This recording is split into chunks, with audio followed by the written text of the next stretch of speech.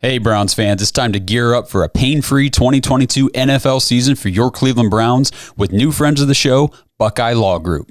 If you've been injured in a car accident, a slip and fall, a work accident, or even if you've been buried into the ground by Myles Garrett or stiff-armed by Nick Chubb, you need to call Buckeye Law Group today at 1-800-411-PAIN. Their attorneys will fight for the money you deserve. Buckeye Law Group's attorneys have recovered over $1 billion for their clients throughout the entire country. So don't make the mistake of calling just any other attorney. Call attorneys you can trust, and best of all, they're Browns fans just like you. Call our friends from Buckeye Law Group at 1-800-411-PAIN. After 911, call 411. That's 1-800-411-PAIN. 1-800-411-7246. That's Buckeye Law Group, located at 1300 East 9th Street, Suite 1210 in Cleveland, Ohio. Buckeye Law Group, proud fans of the Cleveland Browns just like you.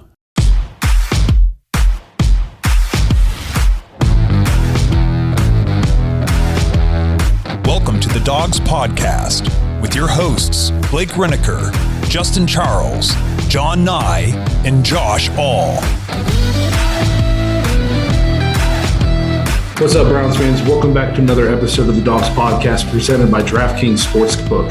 If you'd like to get your intro on the show, head to thedogspodcast.com, tap leave voicemail, and drop down menu. As you can see, not in the studio today.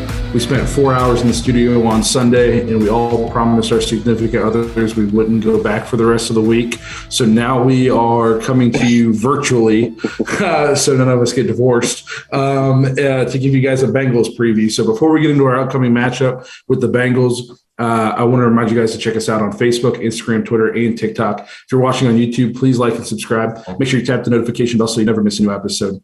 Lastly, if you're looking for more Dogs content, you can head to jointhedogs.com, become an official Dog Pack member on our Patreon page.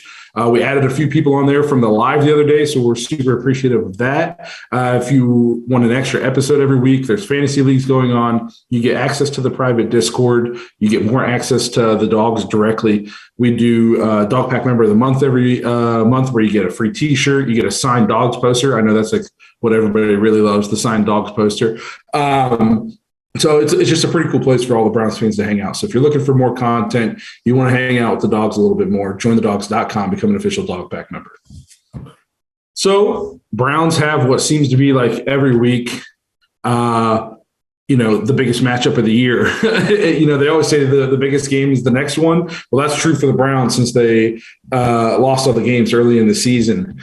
And I know the Browns didn't look great on offense last week, but we come into a matchup with the Bengals, a team that can't seem to beat us, which it's kind of mind-blowing. They can beat the Chiefs multiple times every time, but they can't beat the Browns.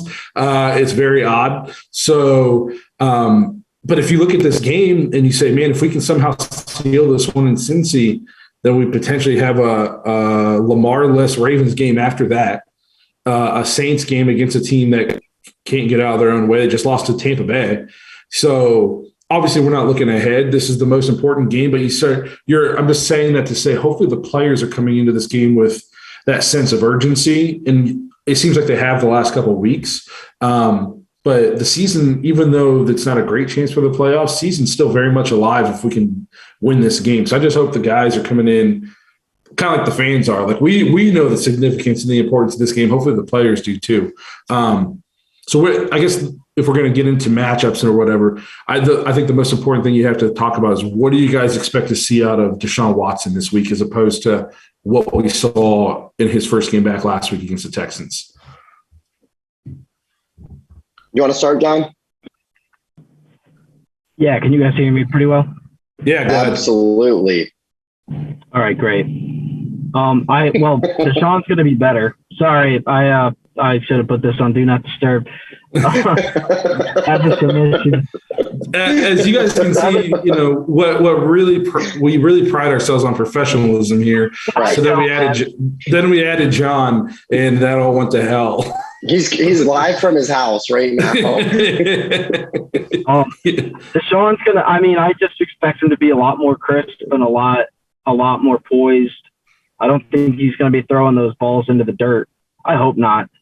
But no, I think he's going to be a lot better. He's got one more week taking reps with the first string offense in practice.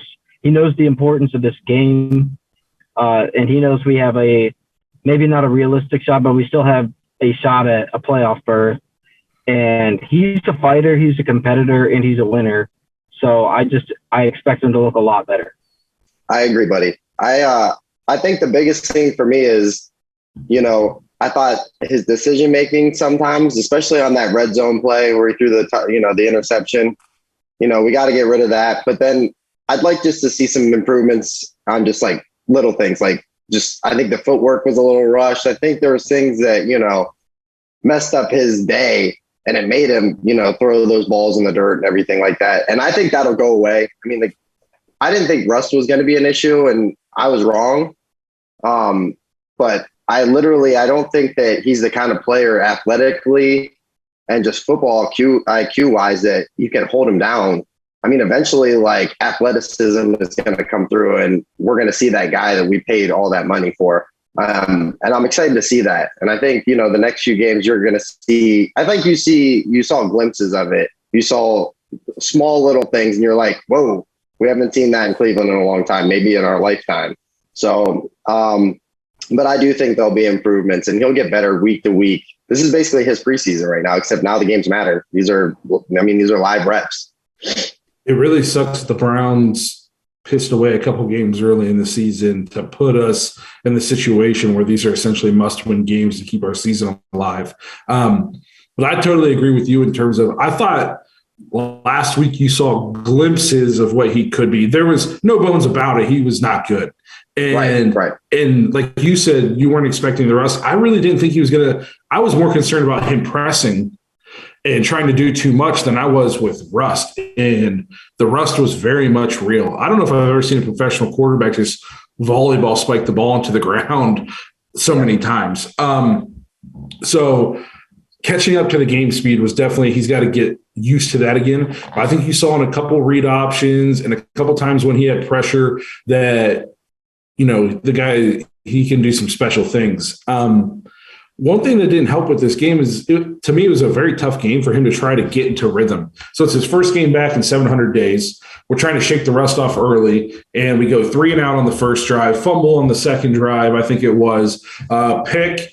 After, we get the big play to DPJ, we're moving the ball a little bit, throw a pick. And then we start getting defensive touchdowns and special teams touchdowns that are skipping offensive possessions, and it was just like, the offense as a whole just could not get any kind of rhythm. It was just a very odd, weird game. So for that to be his first game back in 700 days, kind of, I don't want to call it unlucky, but just not ideal for him to try to shake the rust off. I figured if he was going to be rusty, the first couple of drives would be rusty, but then once we got into like late second quarter, he'd start moving. Well, by the time late second quarter came around, we only had the ball like 3 times. At one point we had only run the ball, I think, or ran like 12 plays, and it was late second quarter or something like that. So it was very, very tough to get into a rhythm. I expect him to be better this week. I also think the game plan last week was vanilla on offense. Mm-hmm. And I've heard other people mention this too. And again, not making excuses for Deshaun. He didn't play well. He was all over the place. But I think we knew that the Texans weren't good, and we knew that this game was like, this could be the springboard to us going on a run. And it was like, let's not show the Cincinnati Bengals what the entire plan is with this guy. If we can beat the Texans being vanilla, let's do it. Now, we're lucky that the defense and special teams showed up, because we wouldn't have beat them if it wasn't for that. I think if it came down to our offense having to beat them, I don't want to say we lose the game, but man, it didn't look good. It was. Second quarter, I was like, "Holy crap, we're in a dog fight with this team, and they're not good."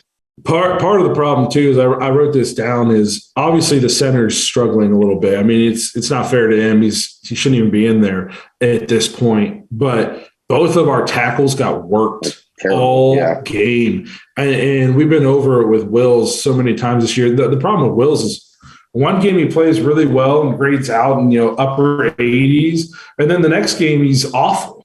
Yeah. There's just no consistency with him, and then he looks lost.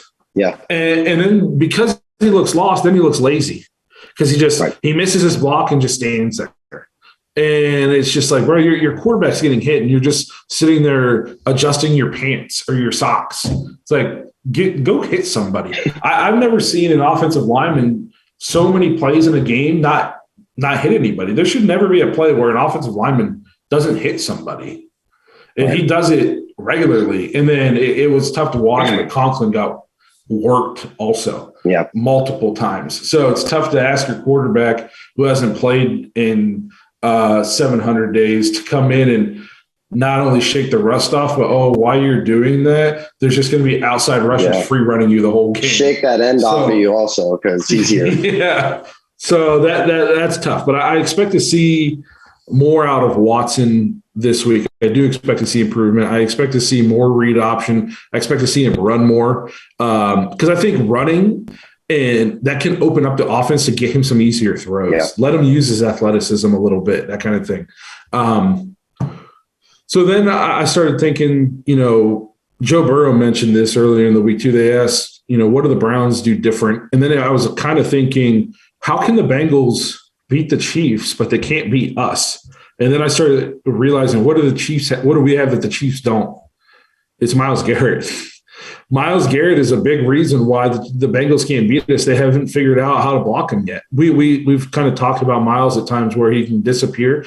He never disappears against the Bengals. Last time we played him this year, he had a couple sacks. What's their left tackle? Do anybody else remember his name? It was like Collins or something like that. I can't. But he looked lost. He looked like Jed Wells against Myles Garrett. So I expect Myles to have a good game.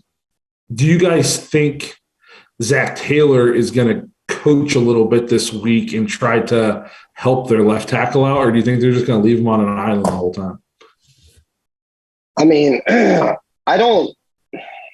It's crazy. We've talked about this so many times. Like Cincinnati looks like a team when they play well that they're really unbeatable.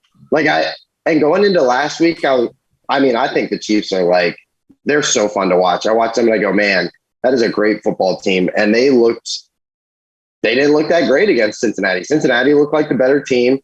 Not to dodge your question, but are they going to run the ball against us? Because if they do, they have two running backs right now. Mixon's probably, I'm thinking, going to clear protocol if he hasn't already. I'm not sure if he has or not. P. Ryan has been electric the last 3 weeks. So to me, if I was them, I wouldn't even try to sit back and dice us up. I would literally just hand the ball off to those two guys. I would have them both be involved in the game plan, and I would just run the hell out of the ball.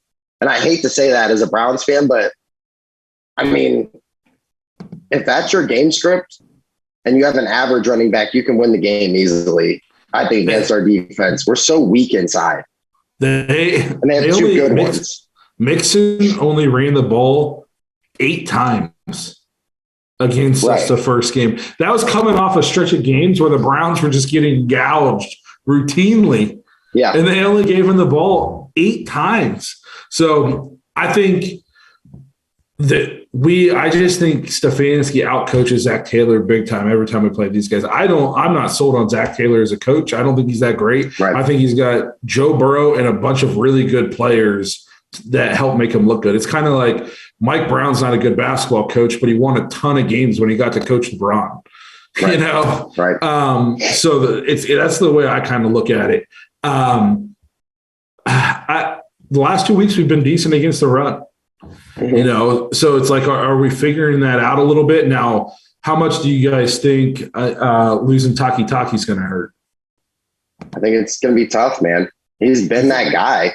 He's been that guy for weeks now, and JOK has been playing great. He's been kind of flying around, but I feel like Taki was just that big linebacker who's super dependable for us.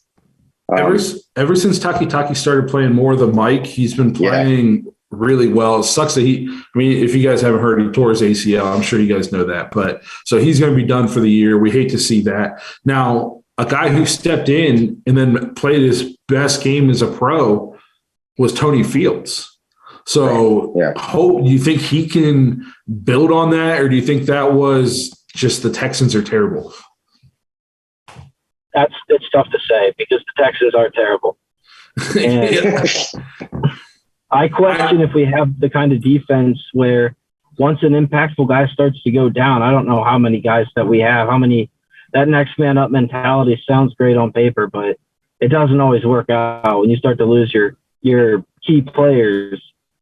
So, I mean, yeah, hopefully Tony Fields makes an impact and continues to, but we did play the Texans, so it's almost impossible to predict how good he's going to look against the Bengals.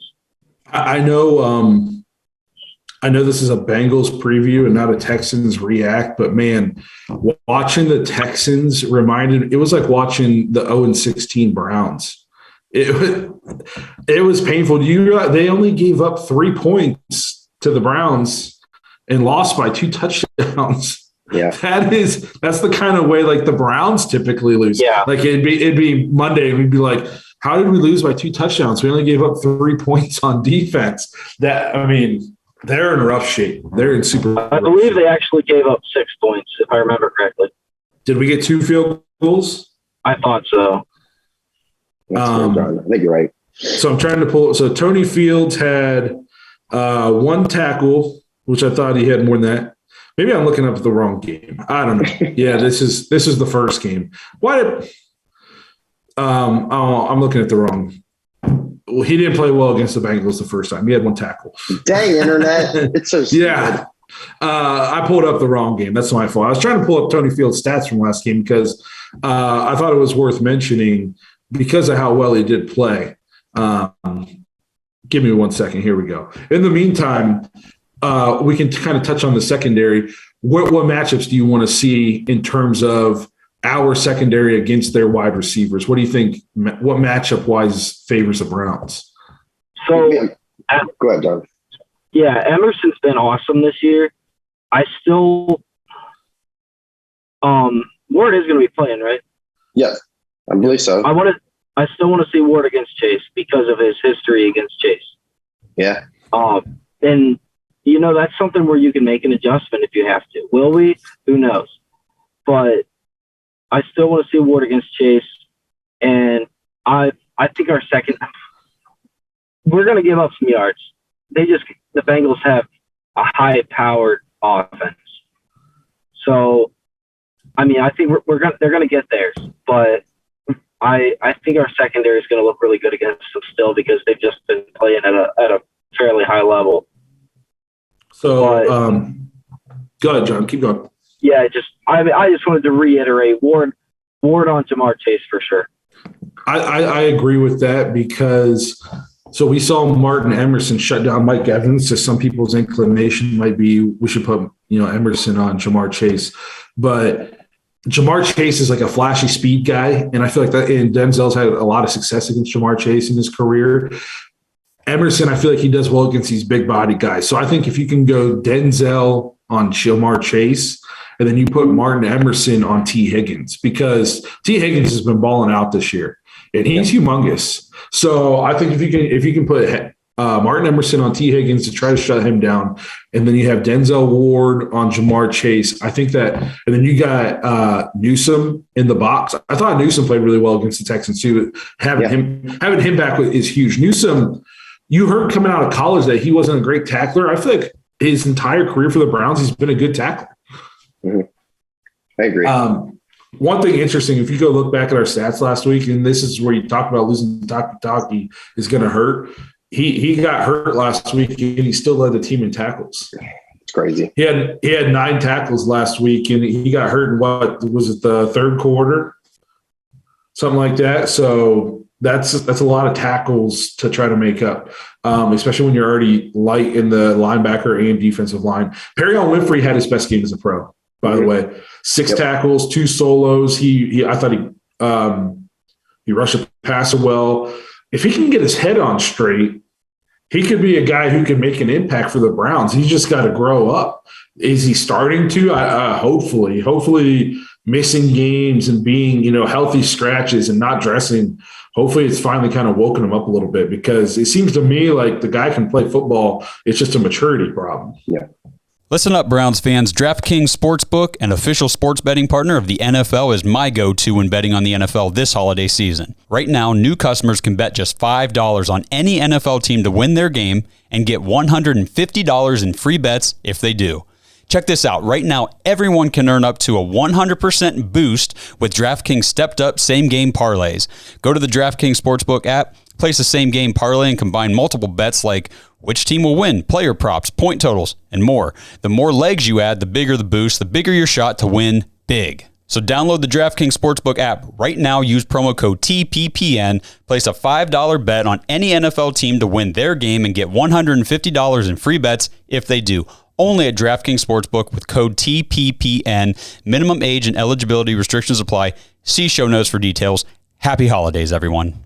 Browns fans, time to talk holidays. Christmas is right around the corner, and what are you going to get for that special person in your life? I'll tell you what I've been doing for the last couple years. I've been getting my dad, grandpa, father-in-law, uncles. Everybody gets a nice big package of Omaha steaks. Like me, you can achieve gifting greatness when you give the gift of perfectly aged, tender, and delicious Omaha steaks. The steak experts at Omaha Steaks have put together special curated gift packages to help take the guesswork out of gifting and make you the holiday hero. Go to omahasteaks.com and use code DAWGS, DAWGS at checkout, and get $30 off your order. Send an assortment of mouth-watering favorites guaranteed to impress, like the legendary Butcher's Cut Filet Mignon, air-chilled boneless chicken, ultra-juicy burgers, and even easy-to-prepare comfort meals that are ready in a flash. Omaha Steaks is ready to ship your order right away, so shop early, beat the shipping rush. Go to omahasteaks.com and use promo code DAWGS, DAWGS, at checkout. I'm telling you guys, personal experience, Omaha Steaks is a gift from the heart, a gift that will be remembered with every unforgettable bite, and a gift that, maybe you get to partake in too whenever your dad or grandpa or whoever fires up that grill and says, hey, how about we throw on some of these Omaha Steaks you got me for Christmas? Sounds like a win-win to me. Order with complete confidence today, knowing you're ordering the very best. Visit omahasteaks.com. Use promo code DAWGS at checkout. Get that extra $30 off your order. Minimum order may be required. Merry Christmas, everybody. Happy holidays. Last week, Tony Fields, 4 tackles, 3 solos, a pass defense, and a touchdown. That's not bad coming in. And yeah, pretty good day. Definitely his best day as a pro. So, no. When you said they had, you think the Bengals are going to move the ball, John? I do think it was. We outgained them last game, 440 to 229. Most of the time when we play them, they do move the ball. They just turn it over a lot. Last time we played them, early this year, the first time, it was kind of total domination. I mean, we pretty much didn't have Jamar Chase. True. And what I mean when I said that, their receivers aren't going to be straight zeros, even if we outgain them by a decent bit. I'm just saying I think they got playmakers that are going to make plays. No, I agree. If you go look at this, we outrushed them 172 yards to 36 the first time. I think the best way to get Deshaun Watson on track this game, is to get Nick Chubb going. He always plays well against the Bengals. I think you saw the Texans, they had the same game plan. We talked about this in the preview. Teams are still going to come out and just try to stop Nick Chubb until Deshaun shows that he's not a rust bucket. So if we can come out and try to establish Nick Chubb and get some easy throws for Deshaun, I think then the offense starts to open up. But I think early in the game, you're going to see they're just going to stack the box. They're going to live with Deshaun beating them until he shows that that's what he can do. So we'll see if we can get Nick Chubb going. But Nick Chubb had over 100 yards rushing last game. I do want to mention that we just won a game where Nick Chubb didn't get 20 carries. So to everybody who says the only way we win games is just give the ball to Nick Chubb 20 times, that was proven false. I think one thing that we aren't talking about last time we played them, also another guy who was a huge factor was Amari Cooper. He had 5 catches, 131 yards, and a touchdown. He balled out last time we played them. Hopefully he can take that on the road. What do you guys think? Go ahead. He popped up too on the injury report out of nowhere today with a hip injury. So that could be kind of tough because if he's out, which I don't think I'm not saying that he's going to be out. It's very late in the week. I mean, we're talking Thursday night for a guy to kind of just show up on there, and be limited and not even practice. No bueno. Yeah, because not having Amari Cooper, it hurts a lot because now all of a sudden DPJ, who I think has turned out to be a really good number 2 this year, now you're asking him to do something, more than maybe what we should be asking for. Is DPJ a number 1 in this league? I don't know if he's a number 1, but he's a very nice complementary piece to your number 1. He's having a really good year, but then all of a sudden, and then Njoku's banged up. I don't know if he's playing this week. He's still questionable. I haven't heard if he's going to play. We're shallow at tight end. So hopefully we're not going into this game minus a bunch of weapons. So I guess we'll see there. I guess the last thing I want to touch on for this, what do you think the atmosphere is going to be like? Because everybody predicted a super hostile atmosphere last week in Houston, and I think it ended up being pretty mild. There's a lot of Browns fans down there, and there was still some boos. Deshaun got booed, but it wasn't LeBron back in Cleveland, like a lot of people were predicting. I get the sense that in Cincinnati, it's not going to be mostly Browns fans. It's going to be a lot of Cincinnati fans, and I think it's the Battle of Ohio. They're going to want to beat us because they can't. For some reason, they haven't beat us since Freddie Kitchens. It's crazy. Have they beat us? I was at that game. For the Freddie game in Cincinnati. I went to that game. Has Kevin Stefanski lost to the Bengals? They've won the last 5? Something like that, yeah. So that I'm not 100% sure, but so they're coming in hungry. They're on a 3-game win or a 4-game win streak. I think it's going to be a hostile atmosphere. So how do you think that, guys? How do you think that plays? I can tell you. Oh, go ahead, Johnny. No, that's all you, Ned. That's all you. I can tell you when I went to the Browns game on Monday night, on Halloween night, that Cincinnati game, my season tickets are on the visiting side. And I can tell you that I heard everything that you could hear about Deshaun Watson that game. And he wasn't even playing in that game. He wasn't even there. Right. We're talking going to their stadium. I think it's going to be a very, very hostile environment. I think that he's going to hear just about everything that he can hear, and he's already heard it. He knows what he's going to walk into, and maybe you got to hope that it won't get under his skin, but it's not going to be a pleasant environment to play in.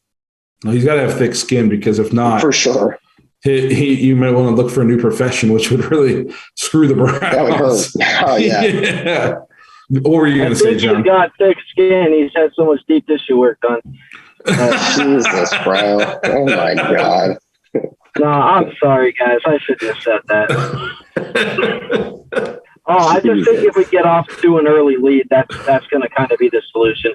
I think if whichever team gets off to an early lead is probably going to win this one, and the crowd's going to play a huge role in that.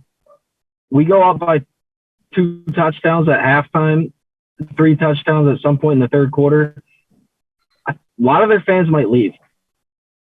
They get quiet. They get quiet quick, man. I'm telling you, it was very chippy in the first quarter, and it got very quiet by halftime, man. I was in Cleveland. I was next to a guy with the Joe Burrow jersey and the Cleveland Browns hoodie that he was wearing over it. Jeez. Well, that's kind of what we're dealing with here. I don't mean to be rude to Bengals fans, but you all suck. I second that. Except I was on a Cincinnati show the last time we played them, and they were nice to me. So I guess I can't say all of them. But they did, after I jumped off that show a little bit, some of the co-hosts did kind of run their mouth a little bit about how bad the Browns suck. And then we came out and took them behind the woodshed. So a little bit of karma. No, I agree. I think we need to come out and jump on them early, because if we come out slow and Deshaun's rusty again and he's throwing the ball in the dirt and they're moving the ball, it could get ugly quick because they got those kind of weapons, and then the crowd's going to really be into it, and it could snowball. So I think we got to come out, punch them in the mouth. Miles has got to play well. If Miles can get home, I want to see Joe Woods move Miles around. If Zach Taylor made the adjustment that he's going to put tight ends over there, he's going to be chipping with with running backs. Don't let it happen. Move Miles around. Against the Texans, he rushed from the other side a lot. So that's not now going a 3-game hiatus where we don't do that. Let's move Miles around. He's like the queen in chess. He's our most powerful, best defender. Let's move him around and get him favorable matchups.